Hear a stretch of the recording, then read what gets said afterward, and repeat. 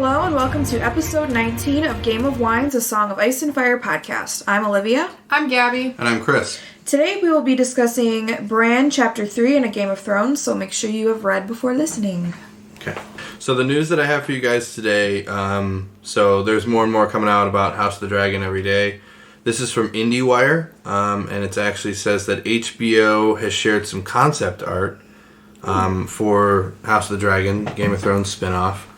I mean, we've already covered House of the Dragon, what it is. You know, it's based on Fire and Blood. But we'll release the article to you guys so you can take a look at some of these fan art. They look pretty cool, this concept art. I love fan art. But I feel like the pictures are... Let me see. Oh, wow. Oh, cool. Yeah. There's one that's just like a dragon. And there's one that's a head. And one that's a head. Oh, that's cool. The head of a dragon. The head of a dragon, yes. Like a head of a person? No, that's really cool. Yeah, so it'll be pretty cool when it comes out. But that's just some of the art that they released for House of the Dragon. It's exciting. There's no Martin message today. Our friend George did not write anything since our last one, so no Martin message. Damn it, George. Gabby. We're hoping that he's writing the book. I hope that's why he's too busy to write blog posts. You never know. Yeah. Okay. So, the first question from last week was, why do you think the king didn't tell Ned that he had Arya? Do you think that it was Cersei's doing or Robert's? Hannah answered with, Cersei is very manipulative and doesn't seem to like Ned or his kids, so I think she found out first and convinced him not to say anything. Mm-hmm. Which, agreed. I could see that happening, yeah. Absolutely. And Lexi said it was probably Cersei's hold over Robert. He probably would have told Ned if it wasn't for her. Just shows you how powerful Cersei is already. Definitely. Yeah. And then the second question was, do you think that Ned was being too forward challenging the king to carry out the sentence on Lady? Hannah replied with, I think sorry. She said, I think he has special privilege where he can challenge the king without consequence. So if it were someone else, probably overstepping, but they have such a unique and close relationship that it's within his rights to challenge him. Which is, I agree. Yeah. I think that's basically what we said too. I think so. Yeah. From last episode. And then Lexi replied with, no, I think Robert's... Wow, guys. We're really struggling. It's okay. I'm really struggling today. Okay. Lexi said, no, I think Robert's sentencing Lady to death was ridiculous. She didn't do anything wrong. Agreed. Obviously. Yes. I mean. Yes. Lady shouldn't have died. Yes. Anyway. And then the third question was, do you think Sansa should have stepped up and defended her sister? And why didn't she? Hannah said, yes, anyone in that position should do that. However, I think it's easy to say and harder to do for a young girl in Sansa's position. Yes. She doesn't seem to appreciate her familial ties just yet, and I think she is too focused on what she is supposed to become. She was probably scared of what Cersei and or Joffrey would do, but also scared of losing what she sees as the most important thing / her life's purpose. Also, at Chris, she's an 11-year-old girl who has it drilled into her since she was born that that's what she's supposed to become. She hasn't matured enough to think for herself yet. So, like, if she were 20, yeah, I agree with you. But you can't apply that to an 11-year-old. Okay. She just called you out. Snaps for Hannah! And then Lexi replied, yeah, she didn't want to make Joffrey look bad, which is stupid. Family should come first. All right, well, that was it. So, last episode, we were with Ned as Arya was found after 4 days, and discipline was discussed between Ned and the king, and Cersei kind of showed her true colors, and we are down by 2 wolves. Sad. Yep. Today, though, we're actually in a dream of Bran's. Wow. Bran has discovered that he can fly, and his purpose for still living.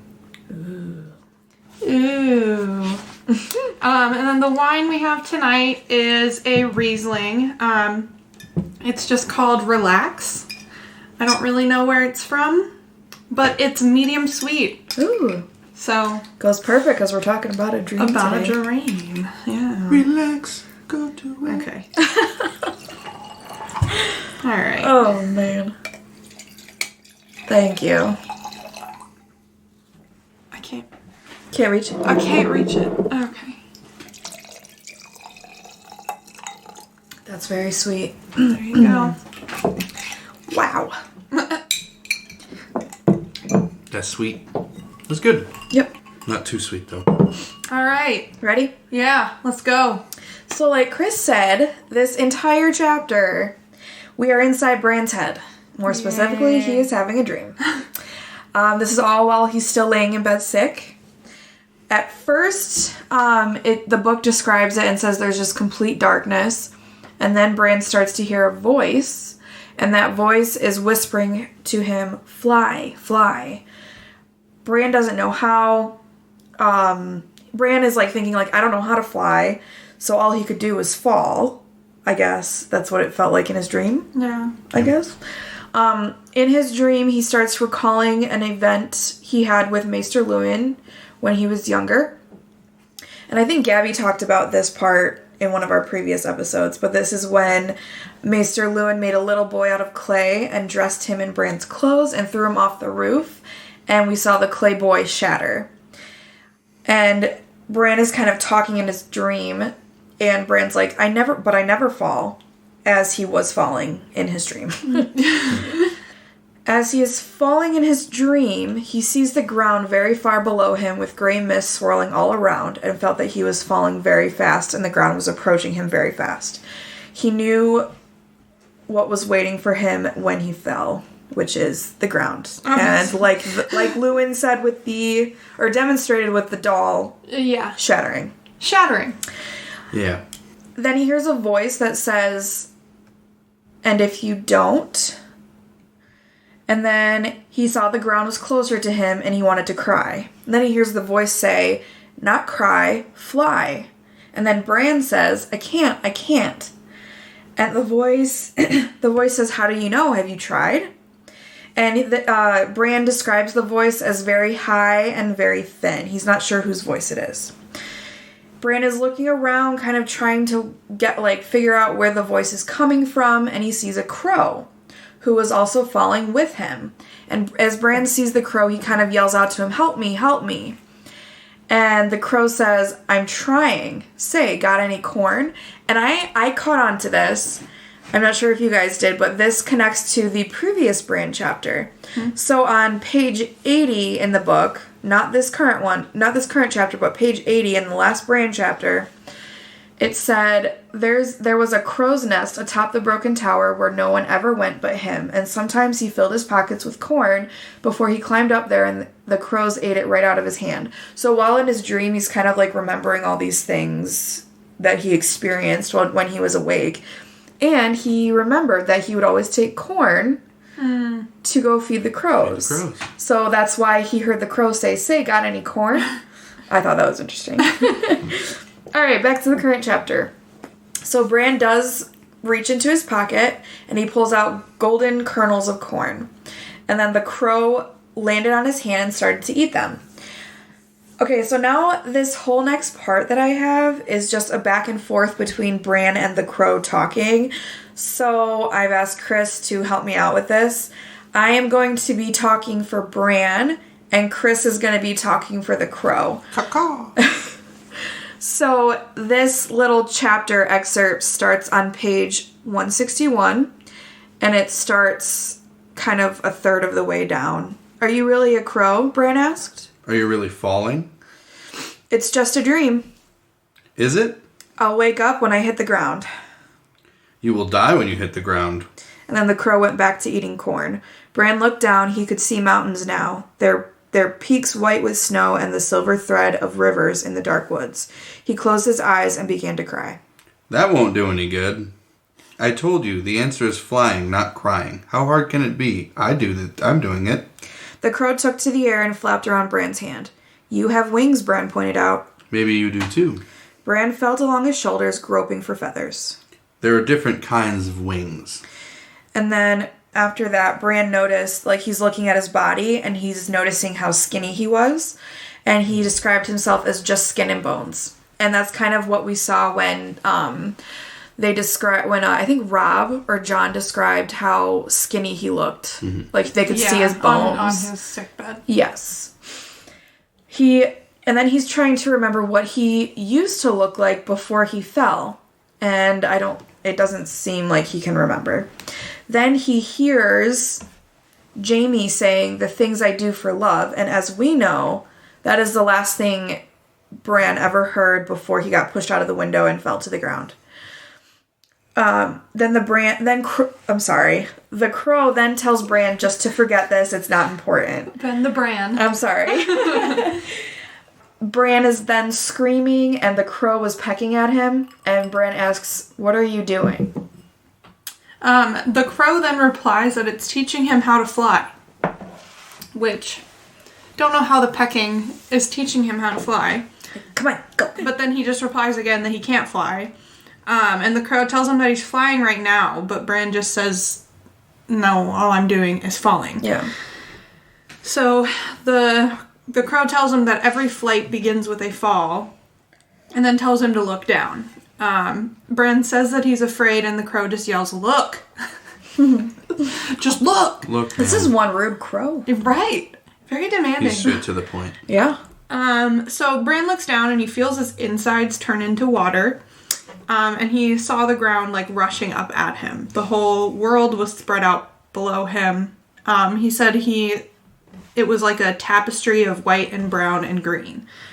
He could see everything, and for a moment he forgot to be afraid, which is kind of cool. Mm-hmm.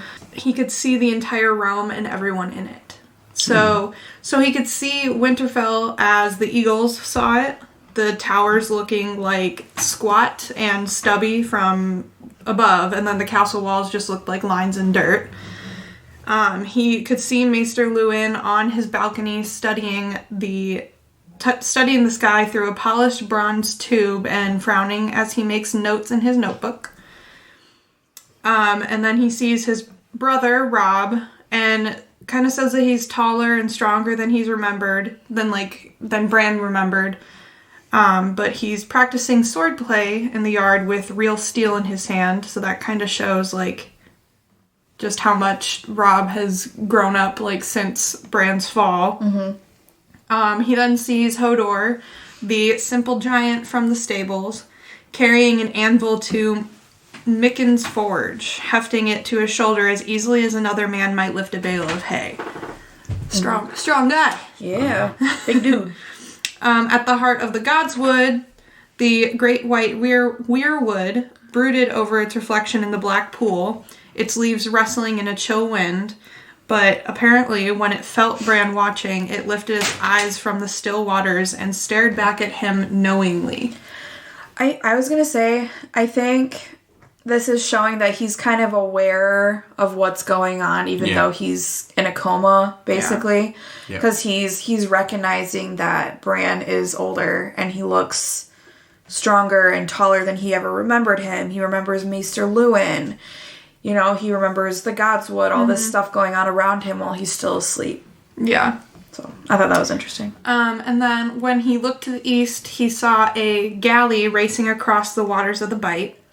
He saw his mother sitting alone in the cabin, looking at a blood-stained knife on a table in front of her as rowers pulled their oars and Sir Roderick leaned over across the railing, shaking and heaving. So that's currently what's going on. Yeah. Yep. That's the, so like, he currently, sees what's going on right now. Even though he's asleep. Mm-hmm. Yeah. Yeah. And there's no way of him seeing this from his bed. Yep. He says a storm was gathering ahead of them, a vast dark roaring lashed by lightning, but somehow they couldn't see it. That sounds weird. Like something's going to happen. Yeah. Doesn't it? It does. That we have not heard yet. Yes. And then looking to the south, he saw the great blue-green rush of the Trident. He saw his father pleading with the king, his face etched with grief. He could see Sansa crying herself to sleep at night, and he saw Arya watching in silence and holding her secrets hard in her heart. And that was when Lady died. Yeah. That was the last Eddard chapter. How does he know that? Because they're all the way on the King's Road, not even in Winterfell. That's insane. And then there apparently were shadows all around each one of them in talking about his brother and his dad and his sisters. One shadow was dark as ash with the terrible face of a hound. Could that be Sandor Clegane? Ooh. Another was armored like the sun, golden and beautiful, and over them loomed a giant in armor made of stone. But when he opened his visor, there was nothing inside but darkness and thick black blood. That was a lot of symbolism right there. Yeah. Holy cow. That's crazy. So then Bran looks across the sea and he sees the free cities and the Dothrak and the birthplace of the dragons. So they describe it a little bit in the book. He then looked north to the wall and he can actually see Jon. And he can see the shimmering of the wall. And he notes how Jon is becoming cold. He sees Jon like sleeping and he comments how Jon's skin is actually becoming hard because of the cold. Then Bran looks farther north, and he can actually see the free folk and stares winter directly in the eyes. So he sees all the way north. I think that's interesting that in the book I thought this was cool, but they capitalized winter like it was a person. Right, like it was a person, like it's a being. And so while he's staring this directly in the eyes, he gets scared. And the crow goes, "That's why you must live, because winter is coming." That's just... Yeah. chills. Yeah. Some deep cliffhangers here. Yes. So Bran is falling towards certain death now. And he sees these... He definitely is like, okay, I'm going to die. Because all he sees in front of him are these frozen spikes. And where all these other people, he said, like other dreamers have been impaled. So he sees like dead bodies on these spikes. And he's like, okay, that's going to be me next. And Bran then notes that the crow actually has 3 eyes. And the third eye, when he looks directly into the third eye of the crow, he sees that it's full of this terrible, terrible dark knowledge. But then Bran's like, okay, I gotta fly. I gotta figure this out. So he begins to like believe he can fly. So he actually starts to fly. And it describes it as with wings that are unseen. So some invisible wings. Wow. It's a dream, so... Anything can happen. Yeah. And as he gains altitude there, he feels very free. And then he notices the crow begins to peck at his forehead. And Bran's like, "What are you doing?" And the crow's not answering. He's just pecking at his forehead. As we know, he was already pecking at him, but now he's hitting him in the forehead. And as Bran begins to feel this pain in his forehead, he looks to the crow, and the crow suddenly starts to like turn into this woman. And he's like, "I recognize this woman from somewhere." He's like, "Wait, she's from Winterfell. She's one of the maids at Winterfell." And then the woman backs away from Bran real quick, drops a pail of water, and Bran opens his eyes, and he's in his room in Winterfell. The woman runs off, screaming that Bran is awake, and Bran notices that he tries to get out of bed, and he notices that nothing happens. He's like, okay, I can't really get out of bed. He can't move. So he feels that he can't feel his legs. Poor kid. But he can feel his hands. Bran notices that he can't move everything but his legs, or everything but his arms, it looks like. Because his wolf joins him. And Bran's like able to push the wolf away from his face. Because the wolf is licking Bran's face. Like, yay! And it ends with, Robb is just like, I don't think Robb says anything. It doesn't say that he says anything, but Bran goes, his name is Summer. So talking about the wolf. Yes. Yeah. And that's how they end the chapter. I think he named his wolf Summer because in the dream, like it said, like that's winter is why you have to stay alive. Summer is opposite of winter.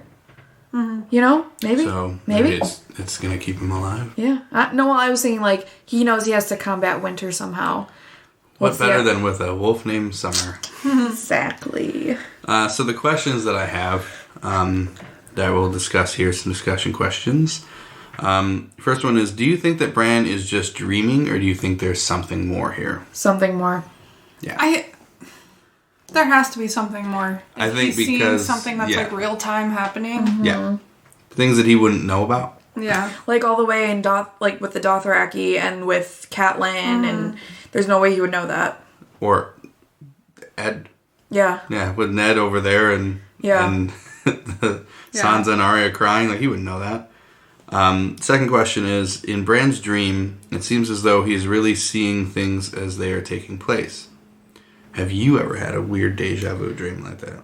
Yes, many times. I know I have. I just can't remember. I couldn't give you examples, but I've definitely That's the had thing. the feeling. When you have one, it feels like you never... Yeah. Or I'll wake up and think, like, the thing in my dream was real. Mm-hmm. Yeah. Whatever happened. Or it'll be something in my dream, and then later on, I'll be doing something, and I'm like, wait a second. Mm-hmm. I just dreamt this. Yeah, I just dreamt this. Maybe I can see the future. Have you ever dreamt like that, like you're waking up and getting ready for work? Yes. That's...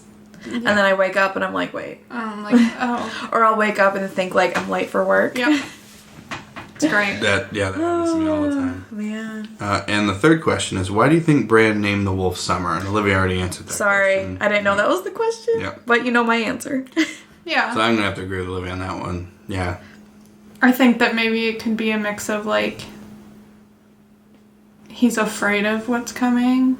Like, he's afraid of winter, so maybe he just is thinking, like, I'm oh. going to combat this in every way I can. Yeah. Well, the way that they refer to winter, I think, is that it feels like winter is truly evil in every way, shape, or form. I mean, they talk about, like, people freezing to death and whatever. Yeah. So I think the fact that his wolf is his protection, that would be the reason why I name it Summer, because...